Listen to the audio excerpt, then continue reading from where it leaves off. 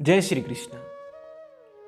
भगवत गीता के पहले अध्याय के पहले श्लोक में धृतराष्ट्र द्वारा संजय से कुछ प्रश्न पूछा गया।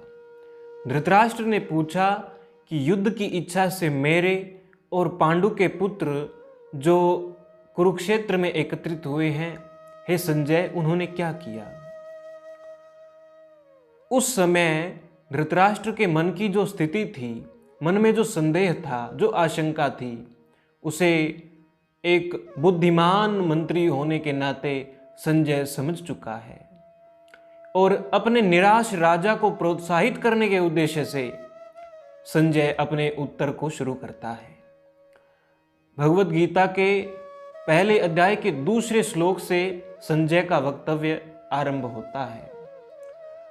दूसरे श्लोक में जब संजय अपने वक्तव्य को शुरू करता है तो पहले ही श्लोक में वह कहता है, दृष्ट्वा तु पांडवानीकं व्यूढ़ं दुर्योधनस्तदा आचार्यमुपसंगम्य राजा वचनं ब्रवीत। दृष्ट्वा तु पांडवानीकं व्यूढ़ं दुर्योधनस्तदा आचार्यमुपसंगम्य राजा वचनं ब्रवीत। यहां पर दुर्योधन क्या कर रहा है, इस विषय में संजय परिचय देता है। क्योंकि संजय को यह पता है कि राजा की सबसे अधिक ममता दुर्योधन पर ही है, इसी कारण वह सबसे पहले दुर्योधन की स्थिति को बताता है।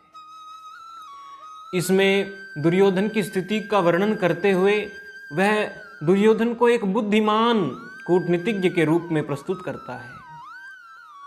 दुर्योधन ने जब पांडवों की सेना और उस सेना की व्यूह रचना को देखा है, तब वह आचार्य द्रोण के पास जाकर कुछ वचन कहता है। ऐसा इस दूसरे श्लोक में कहा गया है।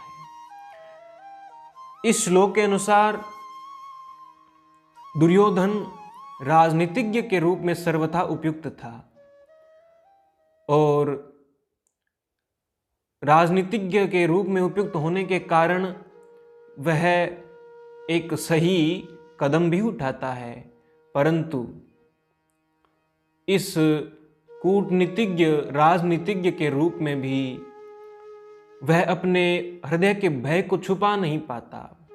वह हड़बड़ाहट में धृतराष्ट्र का पुत्र दुर्योधन आचार्य द्रोण के पास जाता है। दुर्योधन स्थिति की गंभीरता को दर्शाते हुए आचार्य द्रोण के पास जाकर इसका वर्णन करता है, स्थिति से अवगत करवाता है।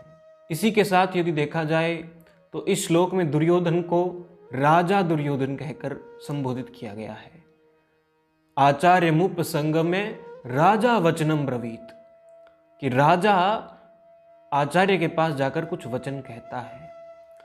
तो राजा दुर्योधन कहते हुए संबोधित करने पर भी स्थिति की गंभीरता के कारण स्वयं राजा भी सेनापति के पास जाकर इस गंभीरता को प्रकट करने के लिए विवश हो जाता है। इस स्थिति का वर्णन किया गया है। जय श्री कृष्ण।